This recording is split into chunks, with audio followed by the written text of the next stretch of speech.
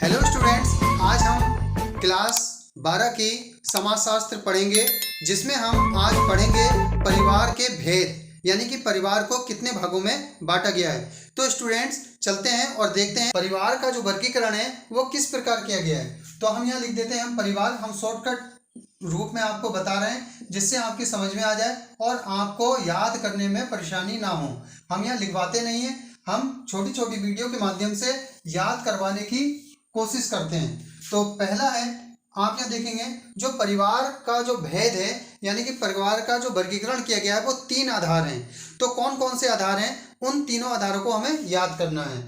सत्ता, वंश, निवास के आधार पर वर्गीकरण, यानी जो परिवार होता है उसका वर्गीकरण हम 3 रूपों में करते हैं। परिवार के जो प्रकार होते हैं वो 3 रूपों में हम इसको डिवाइड करते हैं, मतलब अलग अलग रूप में अलग अलग परिवार को बांटा जाता है। तो हमने यहाँ देखा कि पहला जो है इस आधार पे हो गया सत्ता, वंश और निवास के आधार पर वर्गीकरण। दूसरा यदि हम देखें बी पॉइंट इसे मान लेते हैं, तो विवाह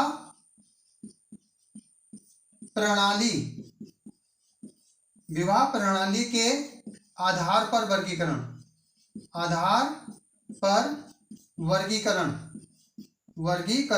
स्टूडेंट, इस तरीके से हमें याद करने में बहुत ही मदद मिलती है। और तीसरा पॉइंट जो है इसका सी पॉइंट है, इसे कहेंगे संगठन के आधार पर वर्गीकरण। सत्ता, वंश और निवास के आधार पर परिवार का वर्गीकरण। अगर हम यहाँ देखें तो ये 2 प्रकार का होता है। पहला है पितृ मूलक परिवार, दूसरा होता है मातृ मूलक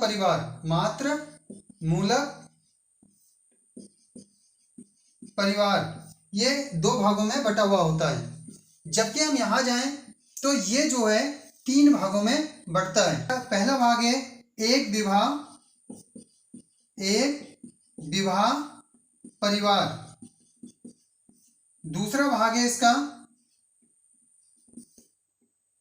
बहुपति विवाह, तीसरा है इसका बहुपत्नी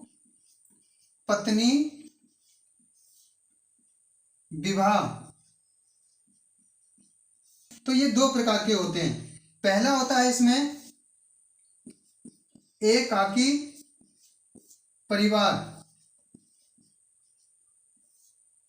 एकांकी परिवार भी कहते हैं इसे, एकांकी परिवार। और दूसरा जो है संयुक्त परिवार,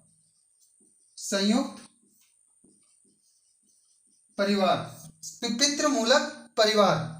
तो पितृमूलक परिवार में आप कहेंगे, इसमें लिखेंगे कि जो पितृमूलक परिवार होता है उसमें पिता प्रधान होता है और वहां पर, यानी कि ये पुरुष प्रधान होता है और परिवार का मुखिया जो होता है वो पुरुष होता है और पुरुष की वहां पर अपनी आज्ञा का पालन कराता है जो हमारे घर का मुखिया होता है। और घर का मुखिया वही होता है जो उम्र में सबसे बड़ा होता है। जबकि हम देखें मातृ मूलक परिवार में इसमें जो है माता घर की मुखिया होती है और इन परिवारों में जब विवाह होता है, पुरुष और स्त्री का विवाह होता है, तो पुरुष जो है स्त्री के घर पर जाकर रहने लगता है और जो पत्नी होती है वो घर की मुखिया होती है।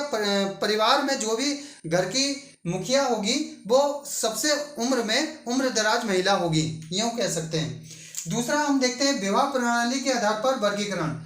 एक विवाह परिवार, इसमें अधिकतर जो हमारे भारत में है वो एक विवाह परिवार को प्रधानता दी गई है और एक विवाह परिवार बहुत लंबे समय तक चलते हैं। इनमें किसी प्रकार की परिवार को हानि नहीं होती है और परिवार जो है एक संगठन के रूप में बना रहता है। जबकि दूसरा हम देखें, दूसरी हेडिंग बहुपति परिवार, इसमें एक महिला, कुछ स्थान ऐसे होते हैं जहां पर महिलाओं की संख्या बहुत कम है, तो वहां पर जो है कुछ एक ही परिवार के सदस्य, यानी कि एक ही परिवार के सभी भाई एक ही पत्नी को रख लेते हैं और एक ही पत्नी उस परिवार में उसका हिस्सा रहती है और उसके बहुत पति होते हैं। जैसे भाई अगर 5-6 भाई हैं और उनकी एक ही पत्नी होती है तो उसे बहुपति विवाह कहते हैं, या यूं भी कह सकते हैं कि एक पत्नी बहुत पुरुषों से विवाह कर लेती है।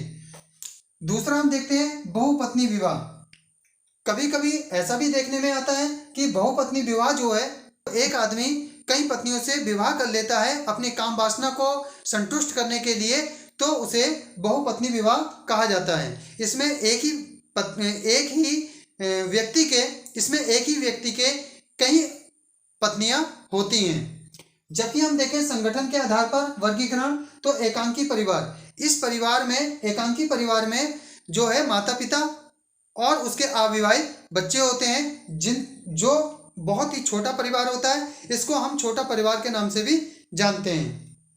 जबकि हम देखते हैं संयुक्त परिवार। संयुक्त परिवार एक बहुत बड़ा परिवार होता है, यानी कि विस्तृत परिवार होता है। इस परिवार में दादा दादी, चाचा चाची, ताऊ ताई और उनके सभी अविवाहित बच्चे एक साथ मिलकर रहते हैं और ये परिवार बहुत एकांकी परिवार से ये संयुक्त परिवार जो है बहुत बड़ा होता है। तो स्टूडेंट्स, आपने देखा कि आज हमने परिवार के भेदों के बारे में पढ़ा है और नेक्स्ट वीडियो में मैं आपको इनकी और जानकारी दूंगा। यदि स्टूडेंट्स आपको हमारा चैनल पसंद आता है तो चैनल को सब्सक्राइब करें और आइकन बेल को प्रेस करके ऑल पर क्लिक कर दें, जिससे कि आने वाली सभी महत्वपूर्ण वीडियो आपको प्राप्त होती रहे। और इसके साथ साथ वीडियो को लाइक करना बिल्कुल ना भूलें।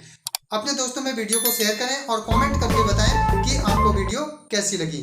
जय हिंद, जय भारत।